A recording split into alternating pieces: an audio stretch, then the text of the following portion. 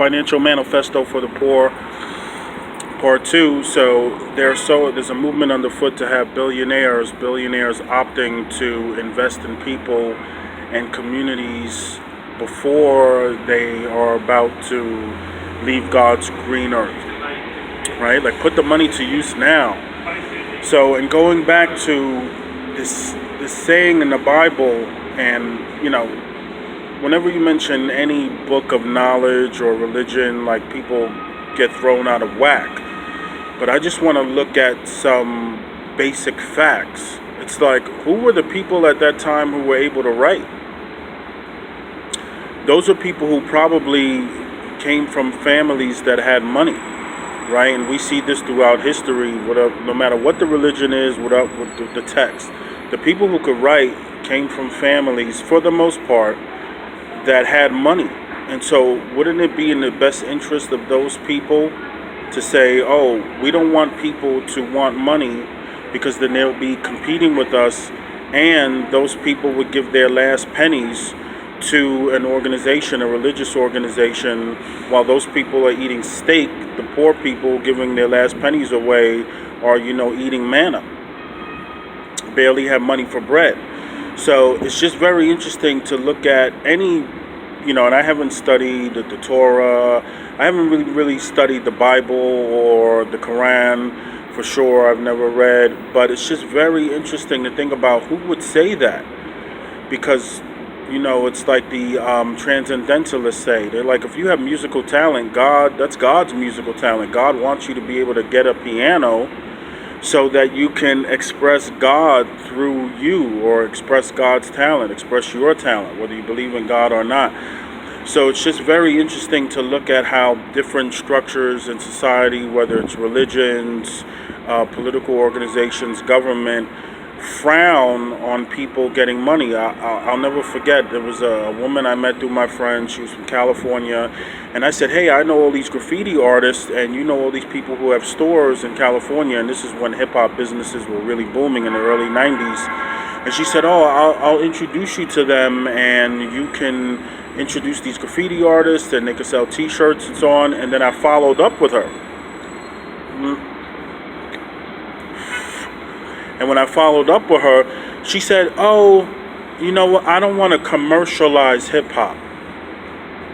And I was like, these graffiti writers that you idolize, that you say you support, they have kids and they grew up dirt poor.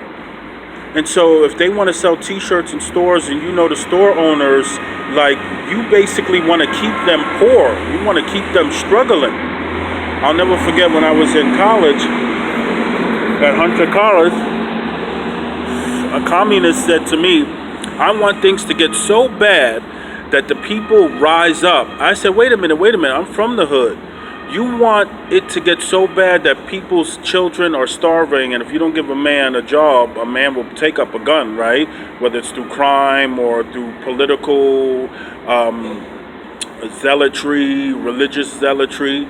You give a man a job, he probably is not going to pick up a gun. But if you don't give a man a job, he loses his mind, and he's like, I'll join this fanatical organization, or I'll commit crime, right? And joining a criminal organization is the same as joining a fanatical religious organization. It's still violence, right? And we know that's wrong. So I said, so you want the kids in my neighborhood, and he happened to be white, and I don't know if he was affluent or not, but I think he was. You want the kids in my neighborhoods to starve so that their parents could rise up? That's what you want? Let's talk about it and how it will manifest. And he thought about it. He was so caught in his own dogma that he actually said yes.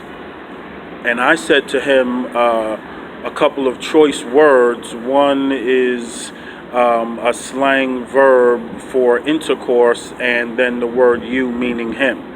Because I was like, you want things to get so bad in my neighborhood, but they're not going to get bad in your neighborhood.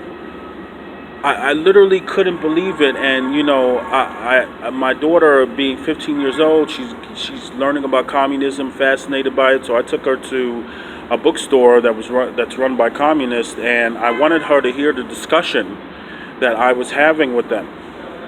And I said, in theory, yes, we should all work together, but that doesn't work out in the practical world.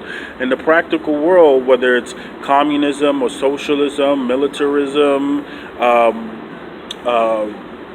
fascism, it's two people in a room with not 8 other people, and they're saying, think what we think, say what we say, do what we do, because we're the two that have guns, right? And there are surely arguments that can be made that in a democratic capitalist system, there are surely some totalitarian aspects to it.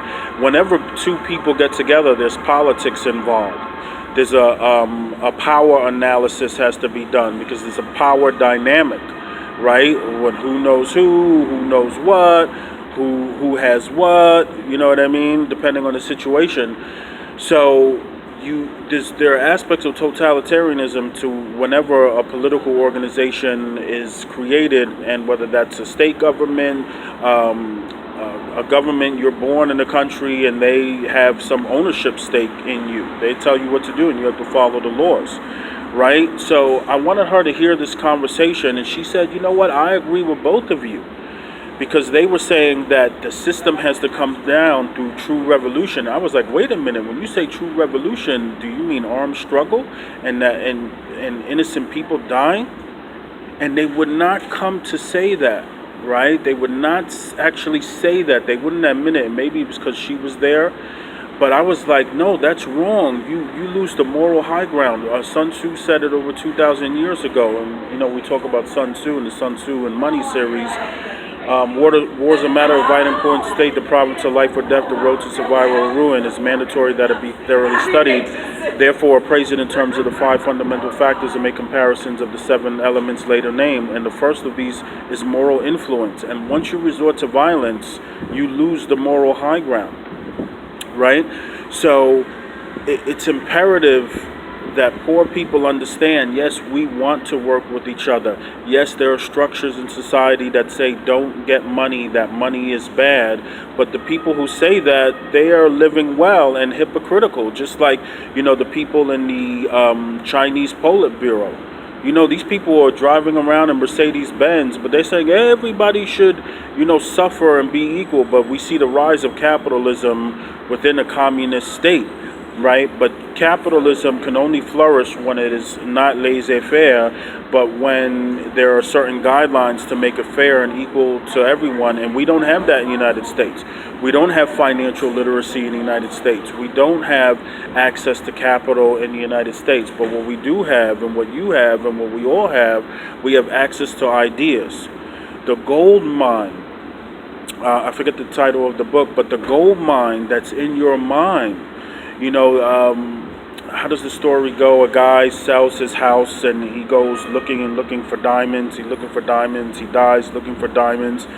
Somebody buys his house and finds this big black rock and puts it on his mantle. And someone comes to his house, says, you know what that is? That's a diamond. And they break it open, and in the middle there's a diamond. You're living in the diamond. That diamond is your mind.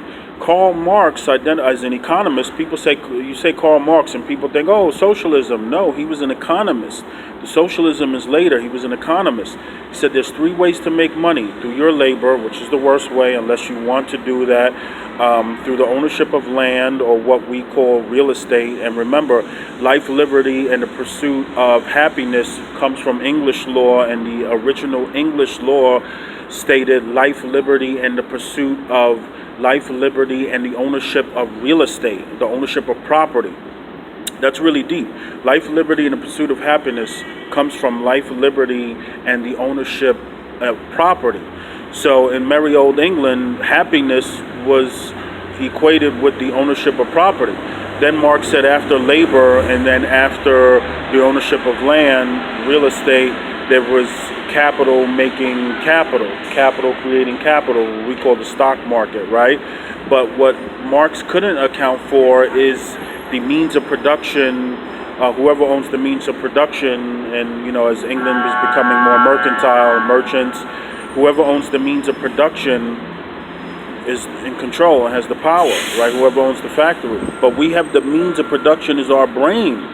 Now you can have an idea, put it on the internet, start a website, and you're out there. Facebook, it's an idea. Napoleon Hill said, get an idea, put it down on paper, and now it exists in reality. Now you get an idea, get the domain name, put the website up, and if it's a really good name, get the trademark. For $500 you can pay an attorney for a trademark search, and then to actually get the trademark, so then you're published and in the United States USPTO, United States Patent and Trademark Office, right? They have a gazette, and they actually publish that you're the owner of this trademark. I've gone through that before. It's a powerful experience. So now we have ideas. The means of production is our mind. And I'll never forget my uncle, the late great Luis Reyes Rivera, on his radio show on WBAI, Perspectives. I was getting into a debate with somebody about the youth and how so many things are against the youth. And I was like, at the same time, we must come to a point. We must come to a point where we eventually say no more excuses. We can't continue to blame racism or being born poor or not looking a certain way or going to a certain school or having a certain education. There has to come a point where we say no more excuses. No more excuses for not building a better future for our present for ourselves, future for our children, and for our grandchildren and great-grandchildren, like the Sioux Indians say. Every decision we make, we have to think, how is that going to affect the next 7 generations? I'm talking about the next 7 months, the next 7 years, the next 7 weeks, the next 7 days. What can you do now that will affect who tomorrow?